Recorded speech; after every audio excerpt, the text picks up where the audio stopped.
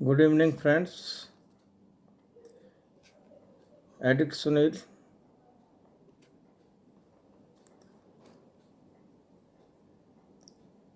पहला कदम पढ़ेंगे आज।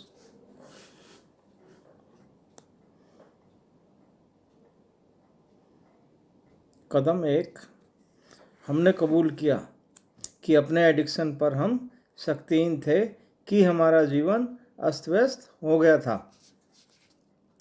एडिक्ट्स होने के नाते हम में से हर एक ने एडिक्शन के दर्द का, अकेलेपन का और निराशा का अनुभव किया है। एनए में आने से पहले हम में से बहुत से लोगों ने नशे के सेवन को नियंत्रण में रखने के लिए वह सारी कोशिशें की जो हम सोच सकते थे। हमने यह सोचकर नशा बदला कि हमारी एक ही नशीले पदार्थ के साथ समस्या थी। हमने अपने नशे के सेवन को खास समय या स्थानों में सीमित रखने की कोशिश की।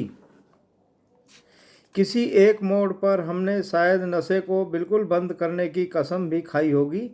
हमने शायद अपने आप को कहा होगा कि हम वह हरकतें नहीं करेंगे जो हम दूसरे एडिक्ट्स को करते हुए देखते थे। फिर भी हमने अपने आप को वही हरकतें करते हुए पाया। जो भी हमने कोशिश की उसका असर कभी ज़्यादा देर तक टिक नहीं पाया।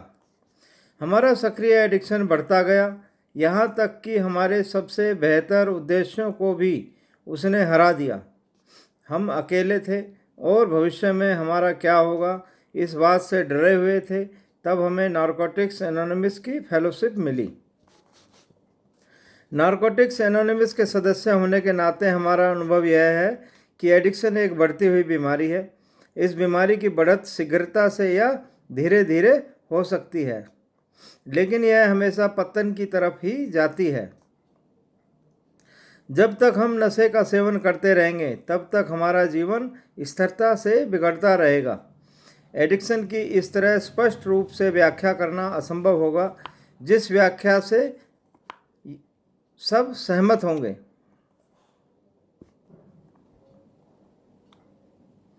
फिर भी यह बीमारी नीचे बताए गए आम तरीकों से हमें प्रभावित करती है। मानसिक तौर से हम नशे के सेवन के विचारों के जुनून में आ जाते हैं।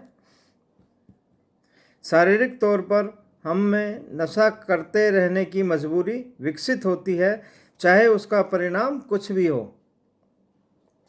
आध्यात्मिक तौर पर हमारे एडिक्शन के दौरान हम बिल्कुल आत्म केंद्रित हो जाते हैं। एडिक्शन को एक बीमारी के रूप में देखने वाली बात बहुत से एडिक्ट्स को जचती है, क्योंकि हमारे अनुभव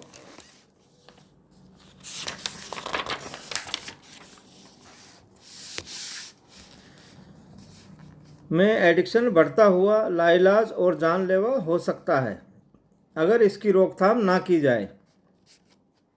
नारकोटिक्स एनोनिमस में हम अपने एडिक्शन के हर पहलू पर काम करते हैं, न कि सिर्फ इसके प्रत्यक्ष लक्षण पर। हमारा अनियंत्रित नशे का सेवन हमारी बीमारी के बहुत से पहलू हैं। इस कार्यक्रम का अभ्यास करने से हर एक को पता चलता है कि हमारा एडिक्शन व्यक्तिगत तौर पर हमें किन किन तरीकों से प्रभावित करता है। भले ही व्यक्तिगत तौर पर एडिक्शन का असर हमारे जीवन पर कुछ भी क्यों ना हो, लेकिन हम सब में कुछ लक्षण आम हैं। पहले कदम पर काम करके हम जुनून, मजबूरी, इनकार और जिसको बहुत से लोग आध्यात्मिक शून्यता कहते हैं, इन सब का हम सामना करते हैं।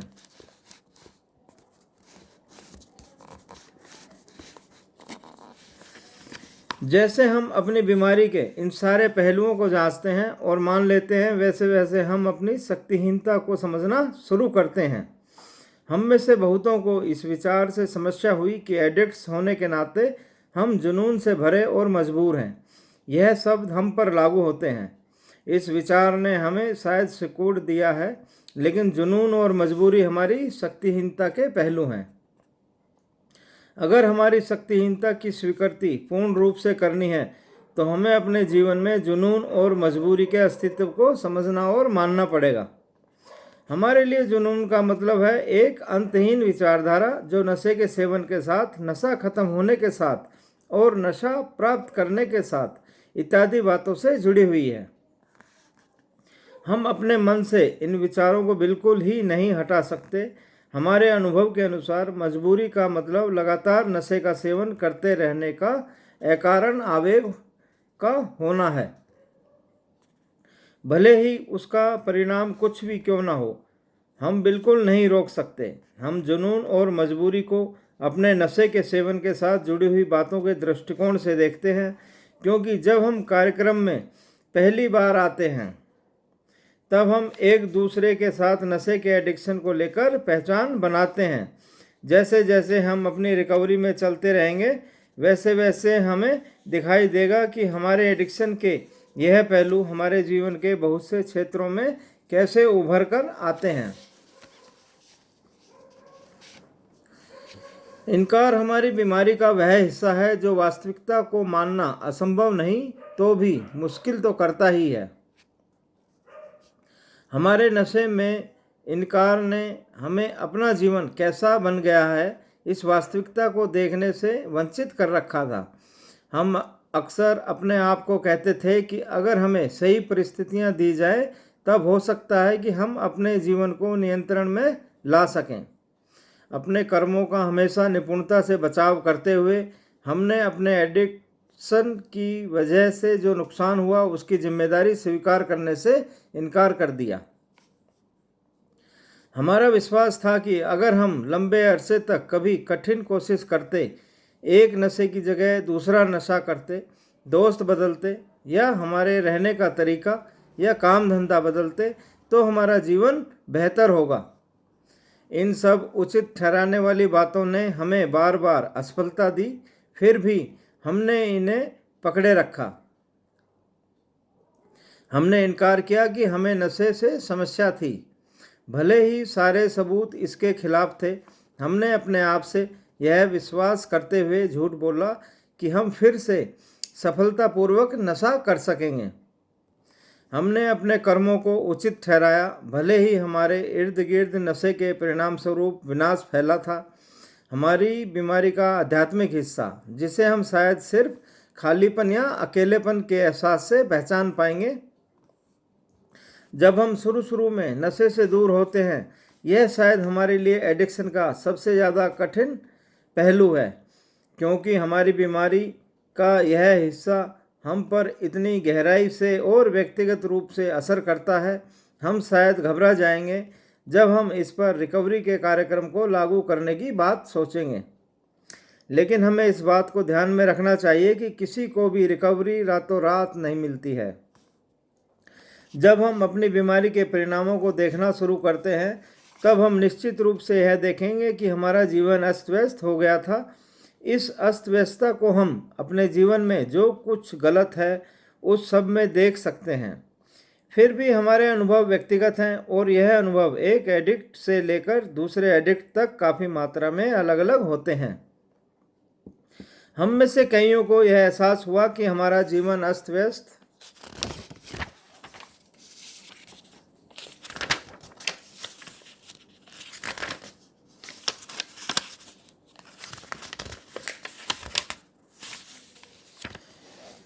हो गया क्योंकि हमने भावनात्मक स्तर पर अनियंत्रित महसूस किया था या अपने नशे के सेवन को लेकर हम गलानी महसूस करने लगे थे। हम में से कईयों ने सब कुछ खोया, अपना घर, अपना परिवार, अपनी नौकरियां और अपना आत्मसम्मान। हम में से कईयों ने इंसान की तरह जीना कभी सीखा ही नहीं। हम में से कईयों ने कैद खानों में या संस्थाओं में समय बिताया और हम में से कईयों ने मौत को बहुत करीब से देखा। भले ही हमारी व्यक्तिगत परिस्थितियां कुछ भी रही हों, लेकिन हमारे जीवन को जुनून भरे व्यवस्थापूर्ण स्वार्थी व्यवहार ने चलाया और अंत में इसका परिणाम निकला अस्त व्यस्तता। हम शायद अपनी समस्याओं को सही ढंग से समझे बिना ही एनए में पहुंच गए। अपने आत्म केंद्रितता के कारण हमें अक्सर सबसे आखिर में यह एहसास होता था कि हम एडिक्ट थे। हम में से बहुतों को दोस्त या परिवार ने एनए की मीटिंगों में जाने के लिए विश्वास दिलाया। दूसरे सदस्यों को कोर्ट से और भी सख्त प्रोत्साहन मिला। चाहे जैसे भी हो, हमारे पुराने भ्रमों को तोड़ना जरूरी था। एडिक्शन की सच्चाई का सामना करने से पहले हमें इनकार के स्थान पर ईमानदारी को लाना पड़ा। हम में से बहुतों को वह स्पष्टता का क्षण याद है जब हमारा अपनी बीमारी के साथ आमना सामना हुआ। वे सारे झूठ, वे सारे दिखावे और नशे के कारण जहां हम पहुंच गए थे उसे उचित ठहराने वाली बातें, इन सब ने काम करना बंद कर दिया था। हम कौन और क्या थे यह और स्पष्ट हो गया। हम सच्चाई को अब और नहीं टाल सकते थे। हमें पता चला है कि ईमानदार होने की क्षमता के बिना हम रिकवर नहीं हो सकते। हम में से बहुत से लोग कई साल बेईमानी करने के बाद एनए में आए थे, लेकिन हम ईमानदार होना सीख सकते हैं और हमें इसकी कोशिश शुरू करनी पड़ेगी। ईमानदार होने की बात को सीखना एक चलती रहने वाली प्रक्रिया है। हम क्रमशः अधिक ईमानदार होते जाते हैं। जैसे जैसे हम कदमों पर काम करते हैं, हम और नशे से दूर रहना जारी रखते हैं। पहले कदम में हम अपने नशे के सेवन की सच्चाई का स्वीकार करके ईमानदारी के आध्यात्मिक सिद्धांत को कार्य में लाना शुरू करते हैं। उसके बाद आगे चलकर हम अपने जीवन की सच्चाई को स्वीकार करते हैं। हम जो है उसका सामना करते हैं, ना कि जो हो सकता है या जो होना चाहिए। इस बात से कोई फर्क नहीं पड़ता है कि हम कहाँ से आए हैं या हमारे साथ कितना अच्छा या कितना बुरा हुआ था। जब हम आखिर नारकोटिक्स एनोनिमस तथा 12 कदमों की ओर मुड़ते हैं, हमें राहत मिलनी शुरू हो जाती है। जब हम पहले कदम पर काम करना शुरू करते हैं, तब हमें अपने आप से कुछ बुनियादी व्यक्तिगत सवाल करना महत्वपूर्ण हो जाता है। क्या मैं अपने नशे के सेवन को नियंत्रण में रख सकता हूँ? क्या मैं नशा बंद करने को इच्छुक हूँ? क्या मैं रिकवर होने के लिए कुछ भी करने को इच्छुक हूँ? एनए में जीने के एक नए तरीके का मिलना और अपने एडिक्शन को जारी रखना, इन दोनों में चुनाव करना पड़े तो हमें रिकवरी पसंद आने लगती है। हम अपनी पूर्व धारणाओं को छोड़ने लगते हैं, जैसे कि हमारे वे हिस्से जिन्हें हम कार्यक्रम के प्रति समर्पित नहीं करना चाहते हैं। हम में से ज़्यादातर लोगों को शुरू में नशे से दूर होने पर कुछ न कुछ पूर्व धारणाएं होती हैं।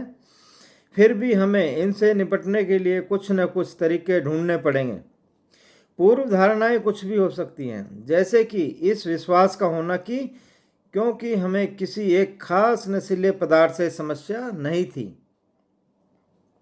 इसलिए हम उसका अभी भी सेवन कर सकते हैं। अपनी रिकवरी पर कुछ शर्त रखना, जैसे कि सिर्फ उतने समय तक नशे से दूर रहना जब तक हमारी अपेक्षाएं पूरी हो रही हैं। यह विश्वास करना कि हम अभी भी उन लोगों के बीच शामिल हो सकते हैं जिनका हमारे एडिक्शन के साथ ताल्लुक़ है। यह विश्वास करना कि हम कुछ समय नशे से दूर रहने के बाद फिर से नशा कर सकते हैं। सिर्फ कुछ ही कदमों को करने का एक सचेत और अचेत निर्णय लेना। दूसरे रिकवरिंग एडिक्ट्स की मदद से हम अपनी पूर्व धारणाओं को छोड़ने के तरीके ढूंढ सकते हैं। हमें पूर्व धारणाओं के बारे में यह जानना महत्वपूर्ण है कि इन पूर्व धारणाओं को अपने पास रखकर हम अपने कार्यक्रम में रिलैप्स होने के लिए एक स्थान आरक्षित करते हैं।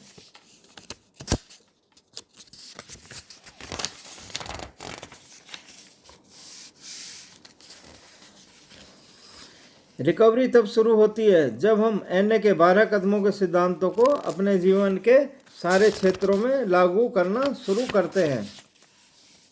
लेकिन हमें यह एहसास होता है कि रिकवरी की इस प्रक्रिया को तब तक शुरू नहीं कर सकते जब तक हम नशा करना बंद नहीं करते।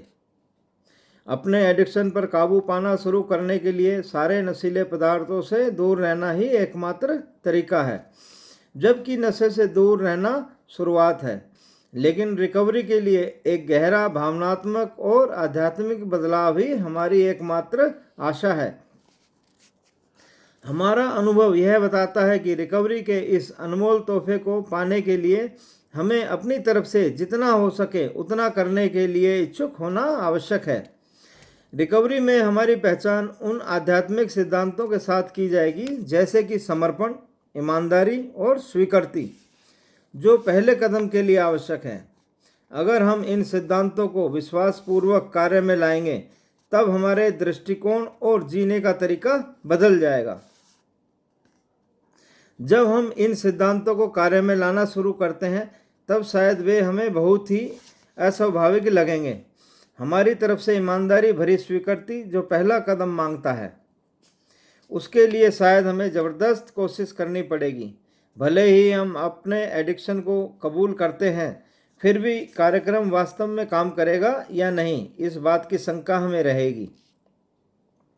हमारे एडिक्शन की स्वीकृति एक ऐसी बात है जो हमारे सचेत रूप से मान लेने से भी परे है। जब हम अपने एडिक्शन को स्वीकार करते हैं तब रिकवरी की आशा मिलती है।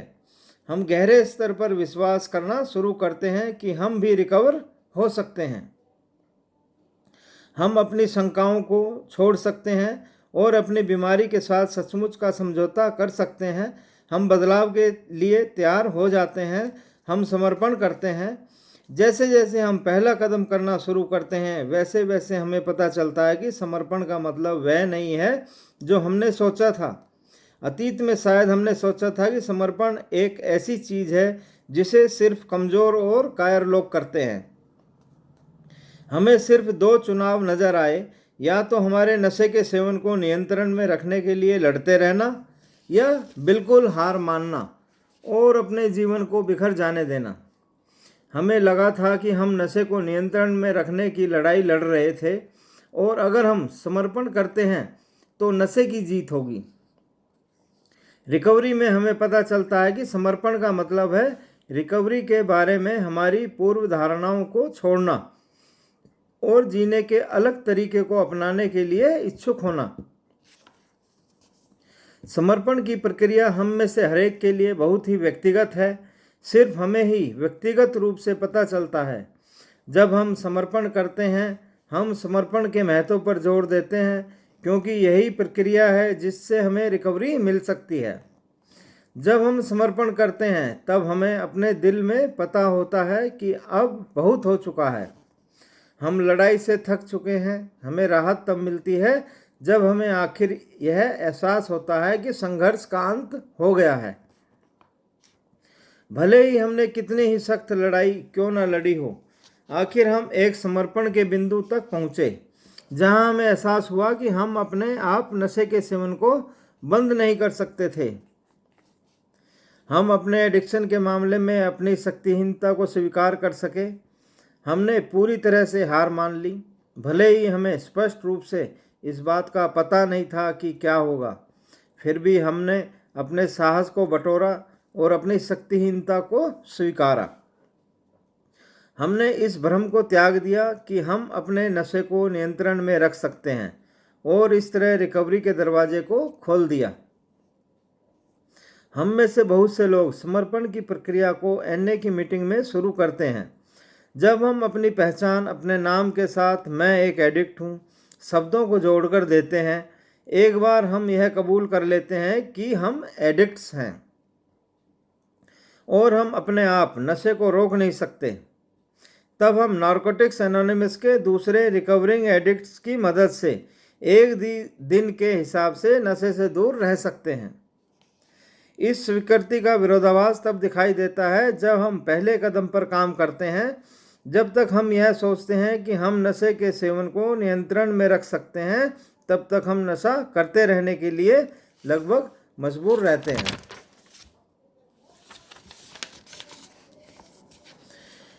जिस क्षण हम अपनी शक्तिहीनता को कबूल करते हैं तब हमें फिर से नशा करने की ज़रूरत नहीं रहती। नशा न करने से मिलने वाली यह राहत एक सबसे ज़बरदस्त तोहफा है जो हमें मिल सकता है, क्योंकि इससे हमारी जान बचती है। हमारे सामूहिक अनुभव के द्वारा हमें यह पता चला है कि हम एक साथ मिलकर वह हासिल कर सकते हैं जो हम अकेले हासिल नहीं कर सकते। हमारे लिए यह ज़रूरी है कि हम दूसरे रिकवरिंग एडिक्ट से मदद मांगें। जैसे जैसे हम नियमित रूप से मीटिंगों में जाते हैं वैसे वैसे हमें उन लोगों के अनुभवों से बहुत दिलासा मिलता है जो हमारे साथ इस पथ पर चलते हैं।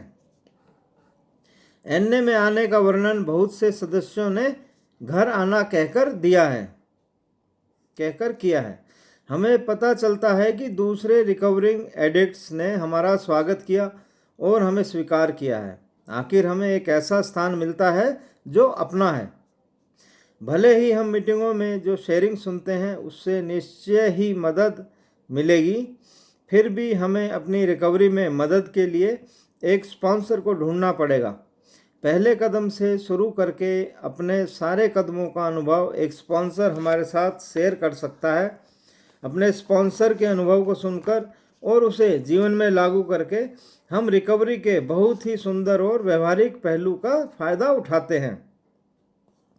एक एडिक्ट का दूसरे एडिक्ट को मदद करने का चिकित्सकीय मूल्य। हम अपनी मीटिंगों में यह बात सुनते हैं कि मैं नहीं कर सकता लेकिन हम कर सकते हैं। एक स्पॉन्सर के साथ सक्रिय रूप से काम करने से हमें इस बात का प्रत्यक्ष अनुभव मिलेगा। अपने स्पॉन्सर के साथ विकसित हो रहे संबंधों के द्वारा हम भरोसे के सिद्धांत के बारे में सीखते हैं। केवल अपने विचारों की बजाय अपने स्पॉन्सर के सुझावों को मानने से हम खुली मन स्थिति और इच्छुकता के सिद्धांतों को सीखते हैं। हमें अपना स्पॉन्सर रिकवरी के कदमों को करने में मदद करेगा। अपने स्पॉन्सर के साथ हमारे नशे के सेवन के बारे में और इस सेवन का हमारे जीवन पर क्या असर हुआ इसके बारे में ईमानदारी से बात करने से हमें पहला कदम पूरी तरह से करने में मदद मिलेगी। हमें यह हमेशा याद रखना होगा कि हम कहाँ से आए थे और हमारा एडिक्शन हमें कहाँ ले गया था। हमें अपने सक्रिय एडिक्शन से सिर्फ एक दैनिक राहत मिलती है। हर रोज़ हम इस सच्चाई को स्वीकार करते हैं कि हम नशे का सेवन सफलता से नहीं कर सकते। रिकवरी की प्रक्रिया आसान नहीं है। रिकवरी में लगातार दिन ब दिन चलते रहने के लिए बड़ा साहस और दृढ़ता चाहिए। रिकवरी की प्रक्रिया का एक भाग है आगे बढ़ना, भले ही रास्ते में कोई भी रुकावट क्यों ना आए, क्योंकि रिकवरी में लंबे अरसे का बदलाव धीरे धीरे होता है। हम पहले कदम पर बार बार जाएंगे। लंबे अरसे तक नशे से दूर रहने पर भी हमें जो दर्द और परेशानी एडिक्शन ला सकता है, उससे निरंतर मुक्ति पाने की कोई गारंटी नहीं है। हमारी बीमारी के लक्षण हमेशा वापस आ सकते हैं। हमें शायद पता चले कि हम इस तरह से शक्तिहीन हैं जिसकी हम कभी कल्पना नहीं कर सकते थे। यहाँ हमें यह बात समझ में आने लगती है कि जिन चीज़ों को हमने नियंत्रण में लाने की इतनी सख्त कोशिश की थी, वास्तव में वह हमारे नियंत्रण के बिल्कुल बाहर है। भले ही हमारी बीमारी किसी भी रूप में दिखाई दे, हमें इसके खतरनाक प्रकार को ध्यान में रखना पड़ेगा। जैसे जैसे हम इस बात को ध्यान में रखते हैं, वैसे वैसे हम अपनी बीमारी के प्रकार के प्रति बढ़ती हुई जागरूकता का विकास करते हैं। एडिक्शन की बीमारी विभिन्न तरीकों के मानसिक खिंचावों में और व्यवस्था भरे कार्यों में प्रकट होती है, जिनका नशीले पदार्थों के साथ कोई संबंध नहीं है। कभी कभी हम ऐसी चीज़ों के प्रति अपने आप को जुनून से भरा पाते हैं और व्यवस्था भरा व्यवहार करते हैं, जिनके साथ हमें शायद कभी समस्या नहीं होती अगर हम नशा बंद नहीं करते। हम उस भयंकर खालीपन को जिसे हम कभी कभी महसूस करते हैं, हम अपने को बाहर किसी चीज़ से उसे फिर से भरने की कोशिश करेंगे। जिस तरह हम महसूस करते हैं उसे बदलने के लिए जब भी हम अपने आप को किसी भी चीज़ को इस्तेमाल करते हुए पाते हैं, तब हमें पहले कदम के सिद्धांतों को लागू करने की आवश्यकता होती है। हमारे जीवन का अस्त व्यस्त होना, इस बात से हम कभी भी मुक्त नहीं होते, भले ही हम कितने ही साल रिकवरी में क्यों ना हों। अगर समस्याओं का ढेर बन जाता है और उनको झेलने के साधन घट जाते हैं, तब हम शायद अनियंत्रित और कुछ ज़्यादा ही दर्द महसूस करेंगे, जिसके कारण हम अपने लिए कुछ भी रचनात्मक नहीं कर पाएंगे। जीवन से हम घबरा जाते हैं और यह एहसास सब कुछ बदतर कर देता है। जब लगता है कि हमारा जीवन बिखर रहा है, तब हम एनए के कार्यक्रम की मूल बातों को फिर से लागू करते हैं। हम अपने स्पॉन्सर के साथ नज़दीकी संपर्क रखते हैं, कदमों पर काम करते हैं और मीटिंगों में आते हैं। हम फिर से समर्पण करते हैं, यह जानते हुए कि हार को स्वीकार करने में ही जीत है। जो प्यार और स्वीकृति का एहसास हमें नारकोटिक्स एनोनिमस की फेलोशिप में मिलता है, उससे हम अपने एडिक्शन से रिकवर होना शुरू करते हैं। हम जीने का एक नया तरीका सीखते हैं। जिस खालीपन से हम पीड़ित थे वह 12 कदमों पर काम करने से तथा उनको जीने से भर जाता है। हमें पता चलता है कि सारे पेचीलेपन सहित हमारे एडिक्शन से यह सरल कार्यक्रम निपटता है। हमें अपनी आशाहीनता का समाधान मिला। हमारे रिकवरी के कार्यक्रम का एक गहरा आध्यात्मिक गुण है। नारकोटिक्स एनोनिमस के 12 कदम हमें ऐसे सफ़र पर ले जाएंगे जो हमारी अपेक्षाओं से बहुत ही परे का होगा। कदमों पर काम करना और उनको जीना, यह बातें हमें एक आध्यात्मिक जागृति की ओर ले जाती है। पहला कदम इस आध्यात्मिक यात्रा की शुरुआत है। इस यात्रा की शुरुआत करने के लिए हमें इस कार्यक्रम और उसके सिद्धांतों पर समर्पित होने के लिए इच्छुक होना पड़ेगा, क्योंकि हमारा भविष्य हमारी आध्यात्मिक बढ़ोतरी की इच्छुकता के साथ जुड़ा हुआ है। हम जीने का एक नया तरीका शुरू कर रहे हैं जो बहुत आनंद और खुशी प्रदान करता है। लेकिन रिकवरी हमें दर्द से छुटकारा नहीं देती। जिंदगी को जिंदगी की शर्त पर जीने में खुशी के क्षण दुख के क्षणों के साथ जुड़े रहते हैं। सुंदर घटनाएं दर्द भरी घटनाओं के साथ मिश्रित रहती हैं। हम अपने जीवन की घटनाओं से संबंधित विभिन्न भावनाओं के अनुभव करेंगे। हम अपने एडिक्शन में क्या बन गए हैं, इसे ईमानदारी से देखने से हम अपने जीवन की शक्तिहीनता और अस्त व्यस्तता को पहचानते हैं। अपनी पूर्व धारणाओं से आगे बढ़कर हम अपने एडिक्शन को स्वीकारते हैं, समर्पण करते हैं और जो आशा रिकवरी प्रदान करती है उसका अनुभव करते हैं। हमें एहसास होता है कि हम जिस तरह चल रहे हैं अब वैसे नहीं रह सकते। हम बदलाव के लिए तैयार हैं। हम एक दूसरा तरीका अपनाने के लिए इच्छुक हैं। इस इच्छुकता के साथ हम दूसरे कदम की ओर चलते हैं। थैंक यू दोस्तों।